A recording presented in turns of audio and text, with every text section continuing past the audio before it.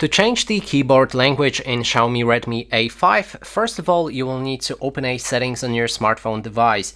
Next step is to move all the way down and select System. Here, go for the keyboard and then on-screen keyboard. Select the specific keyboard that you're using, and by default it should be a Gboard.